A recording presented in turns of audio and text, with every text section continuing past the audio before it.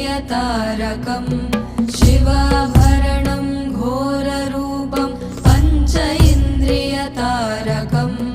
नित्यं जाग्रत्स्थिते निष्ठं नागनागम् आश्रयेऽहम्